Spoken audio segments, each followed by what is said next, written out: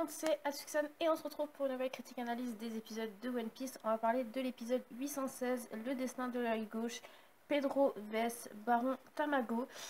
Alors avant qu'on commence cette critique analyse, je tiens à m'excuser de mon gros retard de mes critiques analyses, que ce soit d'épisodes ou de chapitres. En fait, j'avais pas eu du tout le temps. Pendant ces vacances, j'avais des amis qui sont venus à la maison. Ensuite, j'avais une semaine de vacances où j'étais seule, mais du coup, j'avais une conjonctivite. C'était vraiment la galère. Et ensuite, il y a un changement de décor, tout simplement parce que je suis au travail. Voilà. Là, je suis pendant mon temps de pause, je suis toute seule. Et du coup, je me dis, autant faire la vidéo, vous la vous les faire à l'avance. Comme ça, vous avez chaque jour ou tous les 2 jours, parce que ça dépend au niveau de mon réseau internet, quand il soit posté. Et comme ça, vous avez vraiment le tout jusqu'à la fin du prochain épisode qui va sortir. Parce que là, c'est dur. J'ai fait au moins 3 plans sur 3 chapitres, sur 3 épisodes. Je ferai les chapitres très bientôt. Mais ouais, là franchement, je me suis dit je vais le faire au travail, comme ça moi je suis sûre que je vous fais la vidéo et vous avez juste après à la regarder en fait. Après je sais, les épisodes sont déjà passés, je suis désolée, mais franchement j'ai vraiment pas eu le temps de les faire. Là je suis juste KO, franchement je suis juste naze, franchement ma dernière semaine a été dure, mais de chez dur. Donc bon. Voilà, là c'était juste le premier point que je voulais vous aborder. Alors oui, là il y a mon PC, là il y a le truc du boulot, enfin bref, c'est un peu le gros bazar. En même temps, vous voyez tous mes dessins que j'ai fait là derrière, c'est tout moi qui a fait. Voilà, un peu de pub, non, non, je rigole. Non, vu que je suis au péri, là j'en profite pour faire mes vidéos. C'est pas non plus l'endroit idéal pour faire des vidéos, mais bon, on fait avec, hein, que je n'ai pas eu le temps de les faire. Donc maintenant place à l'épisode 816 de One Piece. On va parler un petit peu de 1, 2, 3, 4, 5 choses dans cette critique analyse. Donc vous avez entendu le titre de l'épisode, donc c'est le dessin de l'œil gauche, donc Pedro vs Baron Tamago. Donc on va vraiment voir Tamago et Pedro à la fin et on va parler des autres points petit à petit. Et on va commencer par Chopper et Carrot qui sont encore évidemment dans le monde des miroirs. On va voir ce qui se passe pour eux, clairement. Et puis après on verra la suite parce que du coup il y a plein d'intrigues qui commencent à se passer et on a hâte de savoir la suite. Moi j'ai hâte de voir la suite. Franchement je suis trop contente de les revoir en épisode quoi. Parce que moi je les ai lus en chapitre et je suis trop contente de les voir en épisode. Ça donne un autre côté, un charme comme je vous l'ai dit. Et comme dit, hein, moi franchement cet arc là c'est le meilleur. Il restera gravé dans les annales de One Piece. Voilà. Mais bon, donc on va parler donc de Chopper et de Carrot qui sont dans le monde des miroirs.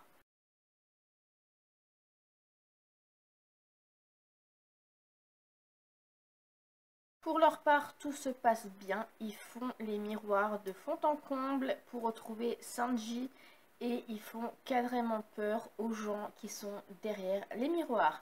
Genre, il y a Chopper ou il y a Carrot qui sont en train de regarder, je sais pas moi, un miroir. Et en fait, derrière, il y a la personne de ce miroir qui va les voir et qui vont hurler, mais tous. Et franchement, c'est à mourir de rire. Ils se servent aussi donc de brûler et de diesel pour se déplacer et brûler du coup pour passer de miroir à miroir. Et on voit aussi que là, brûlée, elle est un petit peu KO, elle est encore sous le choc du truc de la dernière fois quand elle s'était fait renverser la marmite en plein sur la gueule. Mais bon, là franchement, il y a rien vraiment de spécial à dire, franchement. Ils y arrivent. Diesel, ils veulent le faire payer de ce qu'ils sont en train de lui faire. Mais bon, ça, c'est une question. Quand est-ce qu'ils vont se venger sur Carrot et sur Chopper? Parce qu'à mon avis, le moment où il y aura Big Mom qui va la prendre, ou la famille Charlotte, ça va être dur. Après, je pense que Brûlé, elle va dire oui, mais c'est pas moi, j'ai. Hein, je le sens bien moi. Mais en tout cas, ouais, pour l'instant ils sont en bonne posture. tout se passe bien et ouais, franchement, c'est nickel. Ils s'en sortent vraiment bien de ce qui s'était passé dans les épisodes précédents où ils se sont fait attraper, donc voilà, prêts à être mangés, prêts à être livrés à Big Mom pour la part de Chopper. Mais là, franchement, ils s'en sortent nickel, nickel chrome, il n'y a rien à dire. Je pense qu'ils vont s'en sortir pendant quelques épisodes. Peut-être après, ça va à nouveau se gâter. Mais en tout cas, ouais, rien à dire de plus pour Chopper et Carotte. On va passer au deuxième point de cette critique analyse, c'est Luffy et Nami qui sont toujours dans le monde des livres, donc en prison, dans le sous-sol du château, là où il y a tous les gens qui sont enfermés dedans. Donc voilà. Donc on va parler un petit peu de Luffy et de Nami.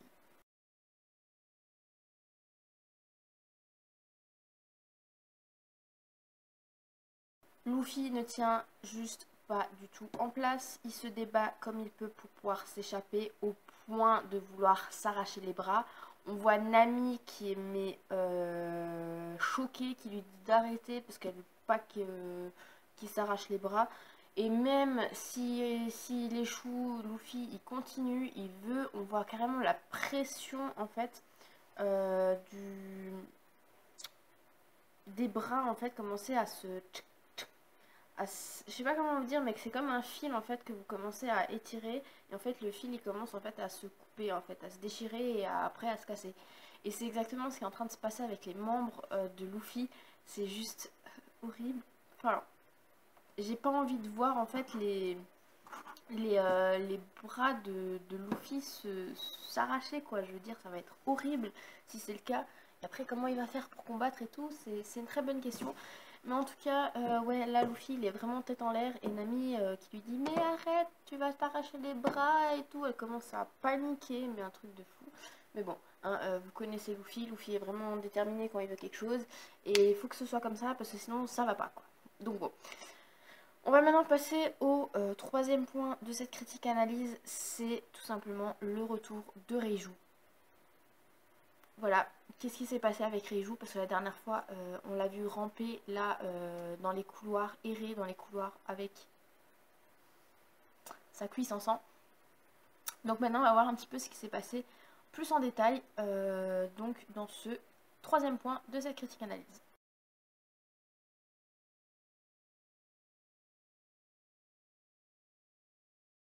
Reiju, donc, elle est en train à nouveau de errer dans les couloirs, comme elle peut, hein, évidemment, vu qu'elle est un petit peu, je vais pas dire handicapée, mais je veux dire, elle a quand même un petit souci technique au niveau des jambes pour pouvoir bien marcher. Et elle dit clairement qu'il faut qu'elle aille prévenir les autres. C'est quelque chose de très bizarre. Qu'est-ce qu'elle doit prévenir? Alors, est-ce que c'est par rapport au coup de feu qu'elle a reçu?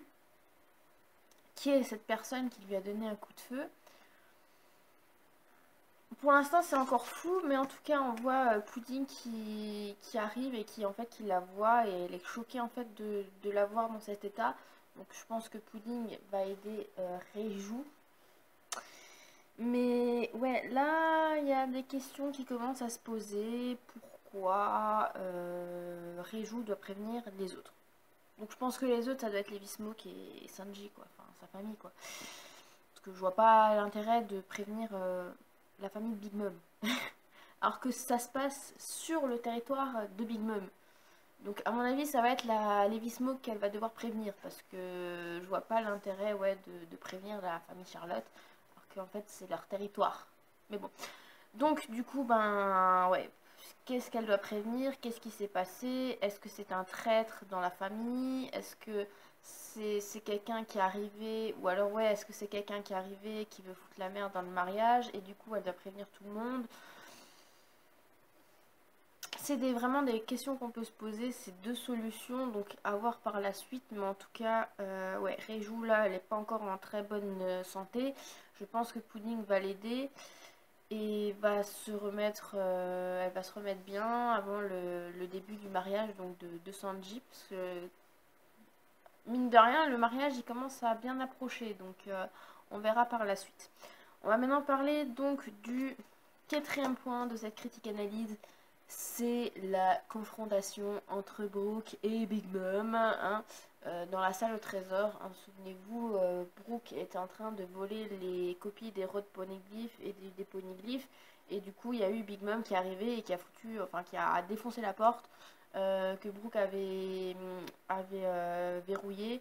Et du coup, clairement, il s'est retrouvé nez à nez avec Big Mom, quoi. Donc, on verra un petit peu la suite par rapport à ça. Parce que, mine de rien, il y a quand même des choses très intéressantes à dire à leur sujet. Parce que, franchement, Brooke, c'est le premier Mugiwara à se confronter nez à nez avec Big Mom. Je parle pas au téléphone, comme ce qui s'était passé sur l'île des hommes poissons, où là il y avait Big Mom qui avait parlé à Luffy au téléphone par rapport aux bonbons. Là c'est vraiment Brooke est nez à nez avec Big Mom, donc c'est vraiment le premier Mugiwara à se confronter à Big Mom, à Yonko. Je ne vais pas citer Shanks dans les Yonko parce que, enfin, le truc c'est que le premier Mugiwara à s'être confronté à un Yonko, c'est Luffy avec Shanks quand il était jeune. Mais vu qu'ils sont très très potes, je vais pas vraiment mettre ça comme une confrontation entre Pirate et Yonko en fait. Je vais vraiment parler donc des autres, donc de Kaido, de Big Mom et de Barbe Noire. Ça me fait bizarre là. Ah bah oui, c'est vrai, il y a Barbe Noire. Bah non, oui, Luffy s'était confronté avant avec Barbe Blanche, avant de. Enfin, confronté pour sauver Ace, mais je veux dire, il était quand même nez à nez avec un Yonko. Ouais, on peut. Ouais, enfin. On va un petit peu parler de Brooke et de Big Mom. Voilà, c'est tout ce que je peux vous dire. Et on va un petit peu parler de ce qui se passe entre deux. Et ouais, il y a des choses intéressantes à dire.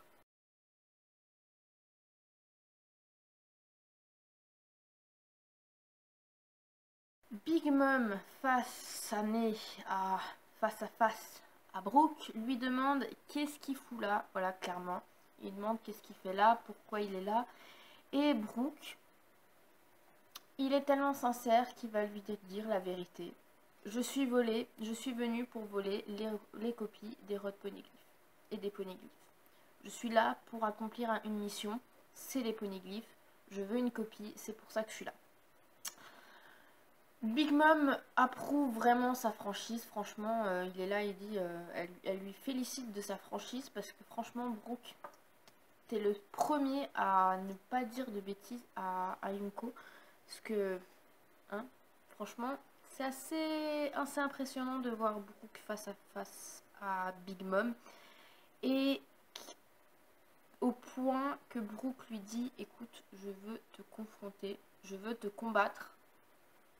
C'est un grand respect à Brooke parce que, punaise, c'est le premier à faire, enfin je vais pas dire une déclaration de confrontation, mais je sais pas vraiment comment dire en fait. Je suis tellement fatiguée, je pense que ça doit s'entendre, je suis tellement fatiguée que je perds mes mots quoi, je sais pas vraiment. Mais ouais, il est un petit peu là et dire ouais, je me confronte à toi, je veux me combattre. Et ouais, Brooke il veut combattre Big Mom pour accomplir sa mission. Et donc du coup on voit Big Mom clairement, bah écoute, il n'y a pas de souci, si tu veux le combattre, on y va.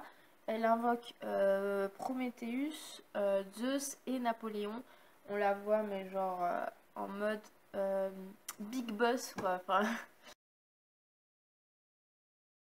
on voit vraiment que Big Mom elle rigole pas quoi. Et Brooke, il est quand même d'un air très sérieux en voulant combattre Big Mom. Et c'est vraiment super impressionnant. Parce que, on pour- vu comme ça, on pourrait se dire, mais attends, Brooke, avant les 2 ans, genre c'était un des peureux aussi qui était avec Chopper, Nami et Usopp. Et depuis qu'ils ont fait ces 2 ans, enfin, je vais pas parler de Thriller Bark, parce qu'à Thriller Bark, Brooke, il a quand même assez été puissant, enfin je vais pas dire puissant, mais je veux dire il a quand même apporté son aide. Et voilà, c'est. Mais là, je trouve que il s'améliore de plus en plus, que ce soit Nami, parce que Nami, rien que voir Nami dans cet état-là pour cet arc, mais tu te dis, mais ouais, quoi. Enfin, bon, elle a quand même son air peureux de vouloir, de de dire à ses Nakama non tu arrêtes comme elle a fait avec Luffy. Mais bon, elle a pas envie non plus que il sacrifie quelque chose pour sortir de prison. Mais même Chopper, je veux dire, Chopper, là on le voit qu'il est super intelligent et quand même quoi. Enfin, on voit plus le petit renne tout mignon là en train de soigner ses compagnons, ses amis et qui est peureux avec Usopp. Non, ça c'est complètement différent. On voit l'évolution des Mugiwara et je trouve ça super impressionnant. Bon, après, on n'a pas les nouvelles donc des autres Mugiwara, donc Zoro, Franky, Usopp, Robin. Je crois que c'est tout. Ouais. On n'a pas les autres. Là, on a vraiment que Luffy, Nami, Brook, Chopper. Ouais, on voit vraiment l'évolution de ceux-là. Bon, Luffy, il a pas changé, hein, il fonce dans le tas comme d'hab, il fonce dans le tas qu'à sa tête. Mais ouais, franchement, je trouve que l'évolution des Mugiwara est de plus en plus intense. Et j'ai hâte de voir la suite, quoi, parce que là, la fin de l'arc, je sais pas comment elle va être, mais elle va être merveilleuse, fabuleuse, tout ce que vous voulez. Et je pense qu'il y aura une belle récompense de Berry là sur leur tête affiche, hein, parce que franchement, là, ils vont se confronter à un Yonko, mais ouais, quoi, ils ont vraiment du courage. Et franchement, Brook, chapeau. Donc maintenant, on va parler donc du dernier point de cette critique analyse, c'est tout simplement Pedro vs Tamago. Hein, c'est le plus gros sujet qu'on va aborder dans cette critique analyse. Donc on va parler ça tout de suite de Pedro et de Tamago.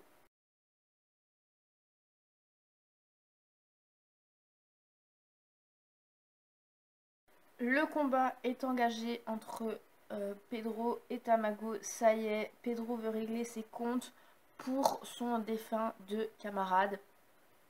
Quel défunt de camarade, voilà. Hein. Tout simplement, dans cet épisode, on aura un petit flashback du passé de Pedro avec un certain Zeppo. Donc Zeppo, c'est tout simplement le frère de Beppo. Beppo, c'est l'ours blanc qui est dans l'équipage de Trafalgarlo. Et ils sont donc à Sweet City, donc ils sont tout simplement sur Totland, donc dans la ville principale donc de l'archipel Totland, donc là où il y a le château de Big Mom. Et il revoit Big et donc Peckums. Donc Peckums c'est aussi donc c'est un Minx. Et Peckums clairement est super heureux de les revoir. Il lui saute dessus, il leur fait des câlins et il demande pourquoi ils sont là. Pareil pour Pedro, pourquoi t'es là. Donc Peckums lui dit que tout simplement il fait partie de l'équipage donc de Big Mom. Et quand Peckums leur demande qu'est-ce qu'ils font là, et bah tout simplement la réponse de Pedro c'est vaut mieux pas que tu saches. Genre le truc super inquiétant. Et ensuite on voit donc Zeppo et Pedro qui se font encercler dans le château devant une porte. C'est tout simplement devant la porte donc de la salle au trésor, donc exactement à l'endroit où est Brook en ce moment en train de se confronter à Big Mom. Et il y a tout simplement les pions, donc il y a les Tamago qui sont là et qui veulent pas tout simplement qu'ils entrent parce que bah en fait Pedro et Zeppo sont tout simplement venus voler, donc faire des copies du Rod Poneglyph et des poneglyphes. Donc c'est tout simplement la mission qu'ils voulaient faire il y a bien longtemps. Et là du coup ils se reconfrontent à Tamago. C'est assez spécial à dire, mais ouais quoi, enfin je veux dire il est quand même revenu pour essayer de faire la même chose de ce qu'il était venu faire avant avec son compagnon quoi. Donc du coup bah Pedro il commence un petit peu à engendrer le combat avec Tamago et lui coupe l'œil gauche, voilà, avec son petit coup d'épée. Et on voit justement bah, Tamago avec ouais, du sang qui commence à couler quoi, il a perdu un œil quoi. Et il y a Mama qui arrive, hein, Big Mom, hein, voilà. On l'entend de loin. Elle arrive et se met devant Zeppo et Pedro. Donc forcément ils sont emmenés devant Big Mom donc dans sa chambre, donc capturés. Et il y a Big Mom qui leur dit tout simplement qu'il va falloir payer ce qu'ils ont fait parce que ça ne se fait pas. Ils ne peuvent pas du coup couper l'œil de ses compagnons, enfin je ne veux pas dire compagnons, mais enfin Big Mom, je sais même pas vraiment si on peut considérer qu'elle a des compagnons en fait, c'est plus des pions qu'elle a. Mais ouais, du coup ils vont devoir payer donc le prix donc, de ce qu'ils ont fait à Tamago. Et du coup il y a la fameuse roulette qui arrive. Zeppo commence à faire tourner la roulette et tout simplement le prix à payer c'est 100 ans d'espérance de vie. Donc Big Mom prend 100 ans d'espérance de vie de Zeppo. Mais mal de chance, Zeppo perd connaissance et meurt clairement. En fait, l'espérance de vie de Zeppo était seulement de 30 ans. Donc du coup, il reste encore 70 ans d'espérance de vie à payer. Et du coup, Big Mom se retourne auprès de Pedro et lui dit, voilà, vu que ton compagnon il est mort, c'est à toi de payer le reste donc de l'expérience de vie. On voit Peckums qui est en train de chialer clairement. Enfin, déjà, je pense que il a vu son frère quoi, enfin, mourir devant ses yeux. Et du coup, ben ouais, là, il est en train de pleurer pour Pedro quoi. Et donc du coup, il y a Mama qui lui dit, écoute, stop, tu arrêtes, Peckums, c'est bon. Je lui enlève 100 ans d'espérance de vie. Donc du coup, il me doit plus que 60 ans d'espérance de vie à me donner. Et là, il y a Pedro, tout simplement, qui est en train de s'enlever l'œil gauche. En fait, ce qu'il a fait à Tamago, en fait, il se l'est fait à lui. Et il demande à Big Mom, voilà, j'ai combien maintenant il me reste de dettes à payer avec ce que je viens de faire. Et on voit clairement Big Mom qui est assez impressionnée en fait, du comportement de Pedro. Et du coup, elle lui dit, écoute, vu ce que tu as fait, il va te rester 50 ans. Tu me donnes 50 ans d'espérance de vie et tu es libre. Donc du coup, voilà, Pedro a perdu 50 ans d'espérance de vie comme ça. Et du coup, là, on revient à nouveau au retour au présent. Tamago, on lui dit encore qu'il a cette douleur à l'œil. Donc, on voit maintenant pourquoi ils ont cette douleur à l'œil. Pourquoi Pedro lui a été enlevé 50 ans d'espérance de vie donc de la part de Big Mom. Ouais, et qui est donc ce défunt de compagnon. Donc, voilà. Donc, clairement, là, retour au présent. Donc, Tamago lui dit encore que en fait, son œil lui démange encore. Il a encore des douleurs. Idem pour Pedro. Donc on voit qu'ils ont quand même encore des douleurs par rapport à ça. Mais ouais, et après il y a Tamago qui lui demande, écoute, pourquoi t'es revenu quoi. Enfin, c'est là où t'as perdu ton compagnon, c'est là où tu l'as vu mourir, c'est là où tu as perdu ton œil gauche. Pourquoi t'es revenu clairement. Et là il y a Pedro qui dit, écoute, tout simplement, je suis motivé.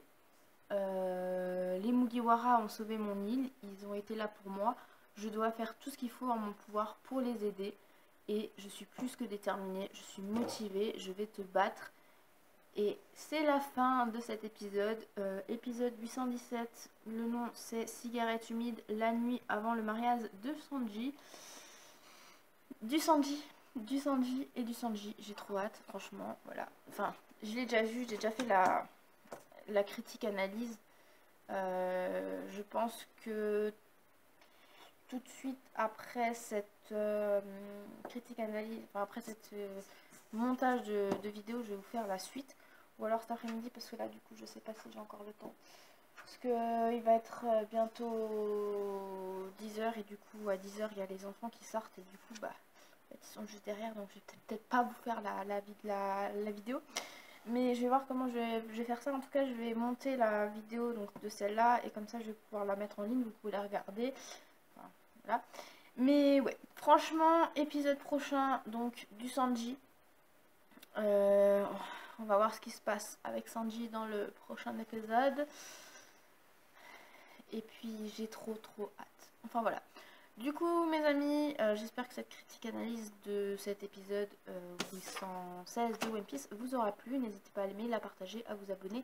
Et du coup, on se retrouve dans quelques jours, le temps que cette vidéo soit mise en ligne, pour du coup que je vous mette la vidéo de ma critique analyse du prochain épisode. Donc l'épisode 817 de One Piece. Sur ce, je vous souhaite une agréable après-midi et je vous dis à la prochaine. Allez, salut mes Nakama!